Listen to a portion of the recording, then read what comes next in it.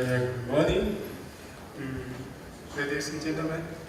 And I would like first thanks the chairman, Professor Pen, and also thanks the conference organizer to give me these opportunities to show some of our recent data about the puberty, bisphenol A, and how to show it's correlated. Just a moment. And okay, we know that modified the title to meet the conference, but the contents no change. I was present the puberty as indicators of somatic development and exposure to bisphenol A of the infant cohort. And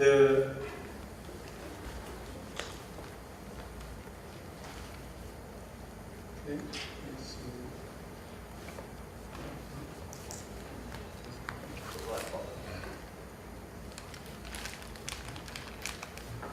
see.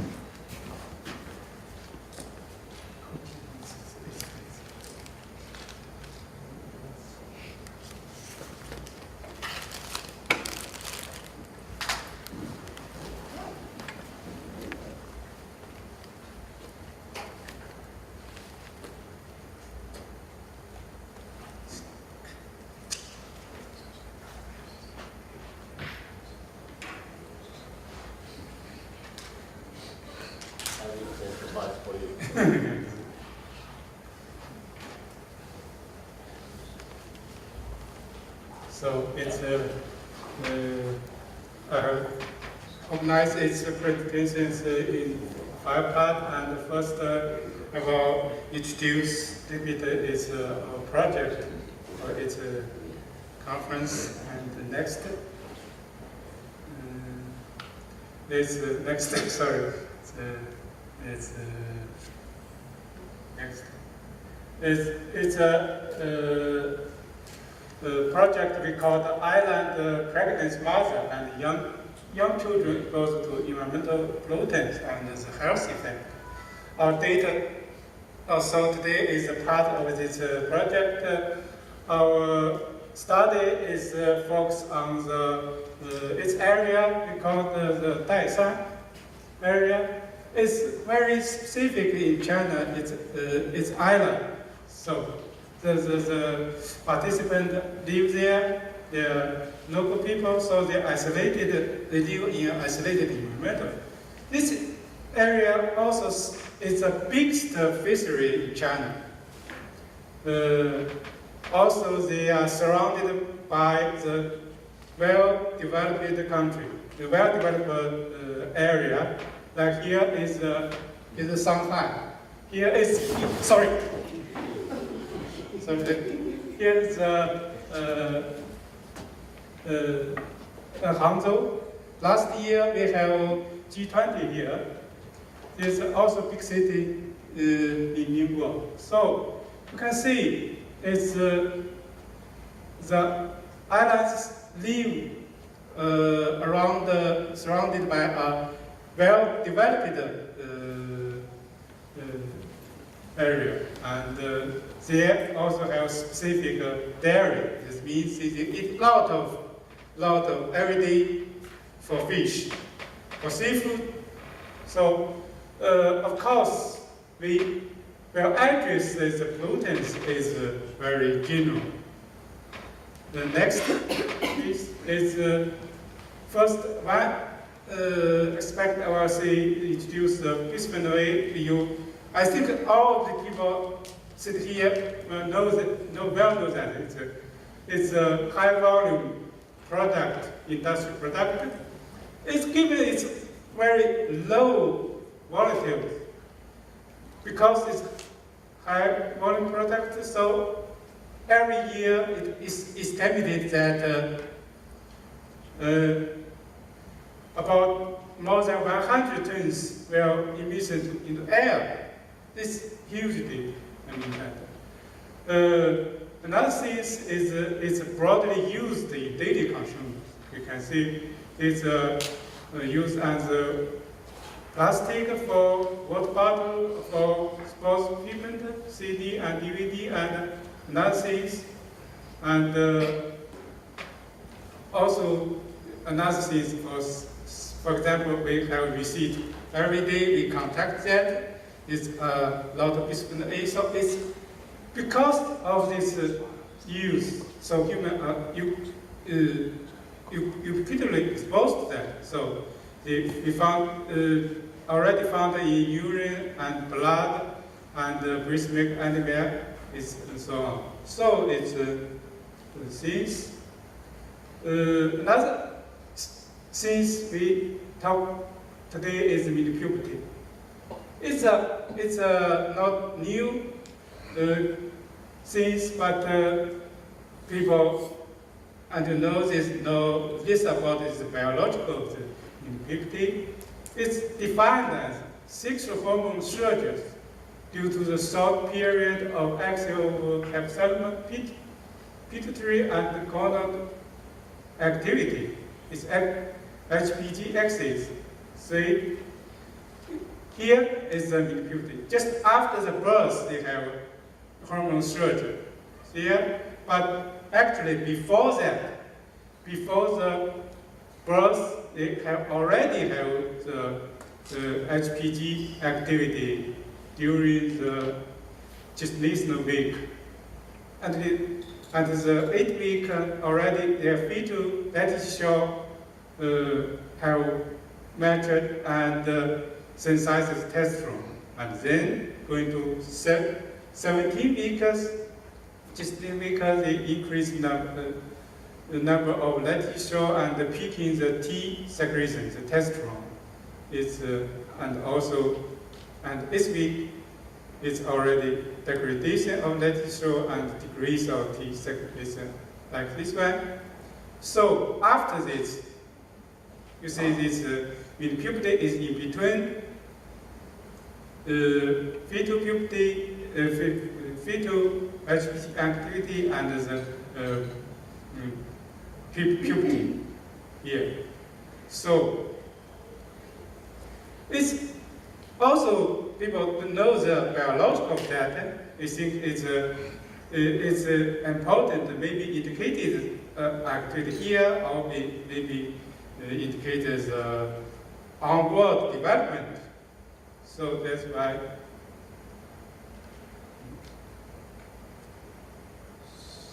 Sorry.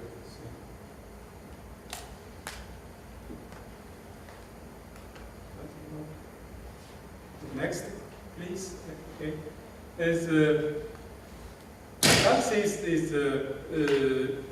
Is a lot of report says there's association between the estradiol, testosterone, and others, and the FSG and another hormone associated with BPA exposure in adult, also in young old children. Also, we know that another report also showed its infant exposure for BPA is very low, but we don't know if it's low exposure of BPA could interrupt of this gonadal or not. We don't know that. So this arises some questions here. We say we don't know if it's urinary hormone surges can profile or not the mid puberty. If the mid puberty backward was indicated as fetal HPG activity or not, we don't know. Also, we also don't know if the mid puberty can onwards indicate infant somatic development or not. Last question is the mid puberty response to the disruption of the endocrine disruptor, such as PPA or not, we don't know. So next, please. Next. We designed these studies. We get the sample from 2020, 12, and 14, and we get this cohort. We collected, recruited the participants from maternal early pregnancy to 1 year of events. So it's the sample information. We get this maternal urine and blood, co-blood, and infant urine at this time point. And we also have another information. Please, next. Here's these schedules. Also, we get this prenatal data, but the present data I will mainly focus on the infants. So it's a study we measured the urinary BPA and the urinary hormone and the infant's growth. The data we try to associate if it's correlation. Next, please. Okay, it's the urine sample we get use a special set is we all know that disposable diaper. We can collect it. It's very easy to collect the infant sample. We just collect the diaper used by the infant at the night. So we can, the mother and the infant can be, it's kind of not invited, so we can get a lot of the diapers. We use this reported method to repress the urine. Next, please. And we investigated the creatinine. The creatinine is very, you know that used in biomonitoring to assess the dilution effect of urine. We see that the urine we expressed from the diaper and the original urine, they have nearly the same creatinine. So this data, that means creatinine can be used to adjust the dilution factor. Please, next. And we check the target compounds. Estrin, estradiol, its chemicals.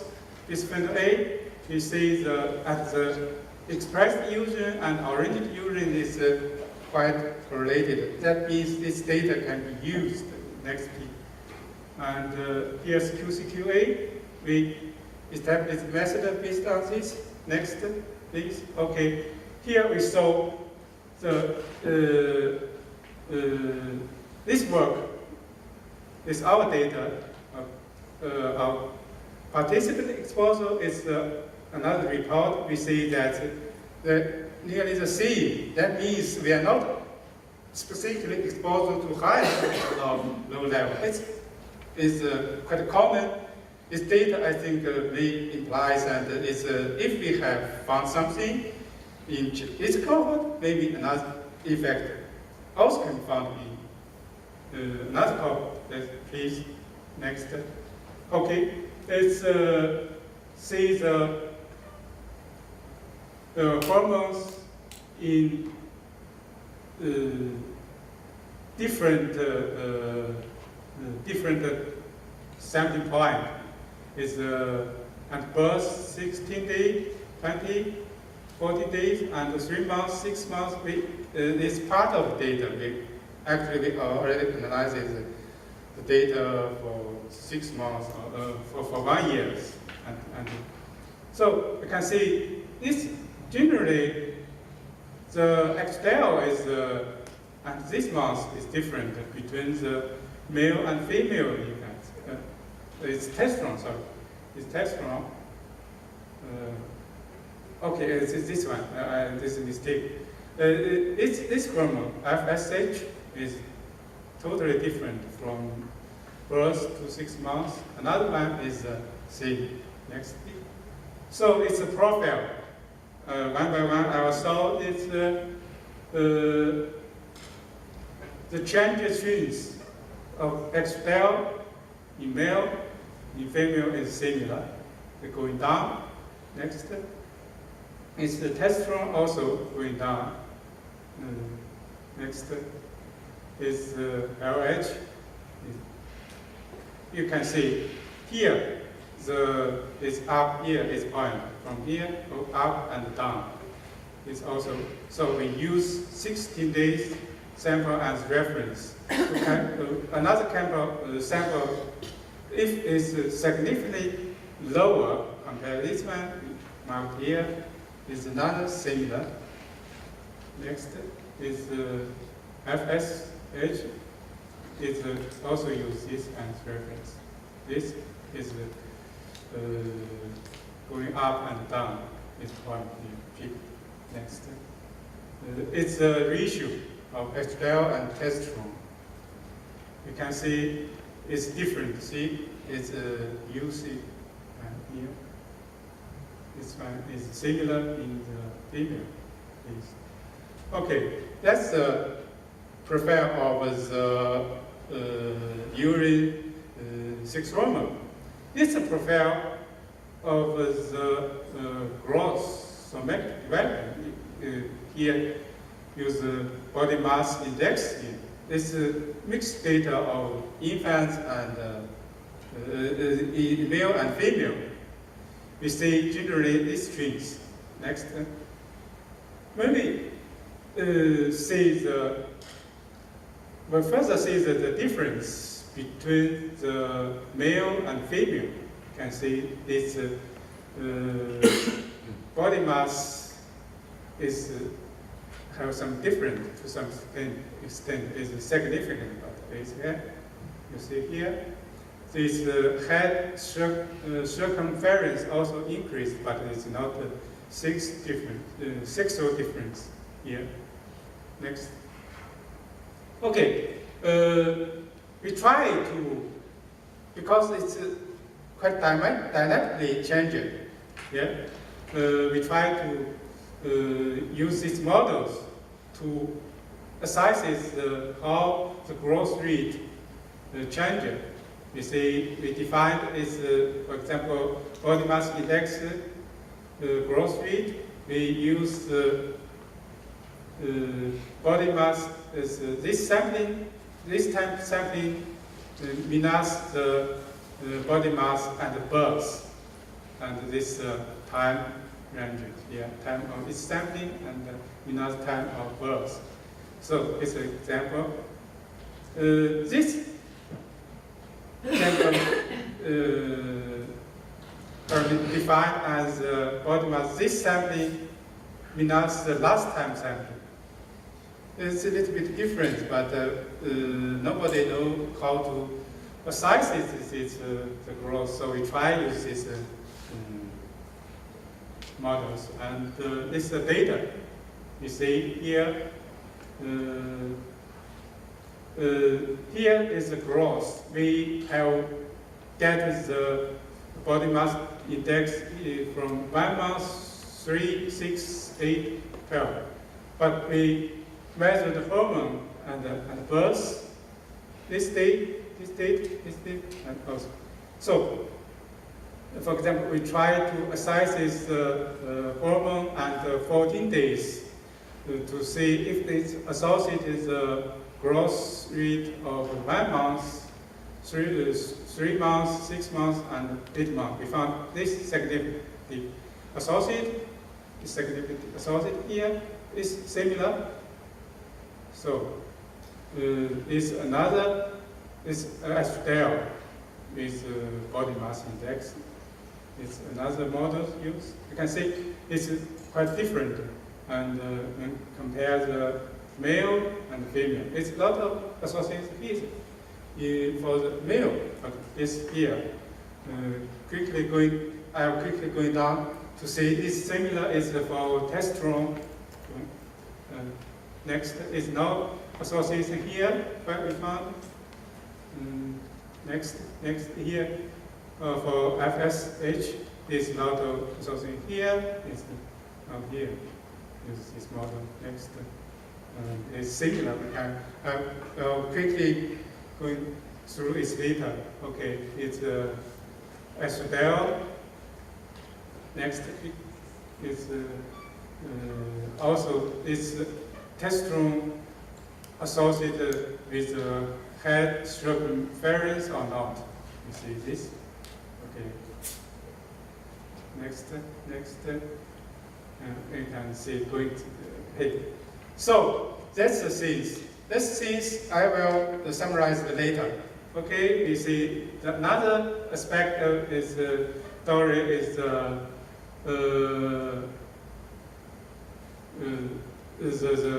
bisphenol A. The exposure of bisphenol A is, when compared the male, the gender difference is not much. We can see here, no gender difference, and every stage of the time point. So we also can say there's no trends here, no trends here. Okay, next. But when we try to see the association between the bisphenol A and the hormones, we see this estradiol look like associated the bisphenol exposure here. Also this, the ratio is also associated here. It's male, it's female. Okay, next. It's another model we use to assess it. It's the multiple regression analysis. It's a similar result compared to the partial association. Next is the male and the female. It's all the same. All the same, that means maybe probably its association is there. We just confirm that all it's a association, especially between bisphenol exposure is already reported and endocrine disruptor as an estrogen effect. The estrogen effect associated with estradiol is no surprise that we see that. Okay, next. So our summary here is one is we see the estradiol as testosterone and FSC and its hormones. It's in urine. In urine, we can assess the usage to search over the sex hormone. We call them in puberty. It's maybe when we want to assess the puberty, we can use this urine hormone level changes. So also the puberty maybe further indicated the HPG activity. This HPG is called the in vitro HPG. That is prenatal HPG. This three phase stages for the development of HPG is fetal, infantile, and adult. So it's also three phase is I think is related. It's related. So the level of gonadotropin and the sex steroids may associate with the onward, we say that onward somatic development. It's, we just observe the body mass index and the head circumference. So the fourth point is this is ubiquitously exposed. Nobody can avoid the exposure. Anyway, the level is not high compared to the adult, because the infants are limited the activity. That's true. So we can see from the exposure level, it's also low level, but it still have correlations between the exposure and puberty and somatic growth. This is the things we have to confirm, of course. Its key point is 14 to 46 days. Maybe we can say the peak of the puberty is most active time ranges of this puberty. So because it's, I think that because it's activities, so they make the most vulnerable period easy affected by the endocrine disruptor chemicals. So there's a sense we see this period may be most highly activated and exposure will be associated. So it's a narrow window. Narrow windows maybe have full information to indicate something. We are going to investigate if this can be defeated. Okay, one minute, please. So, this data just so is next. Okay, this is summary. We use this figure. We see the association here, association, but we not see the association here. We are going to further confirm this. So, next, thanks a lot.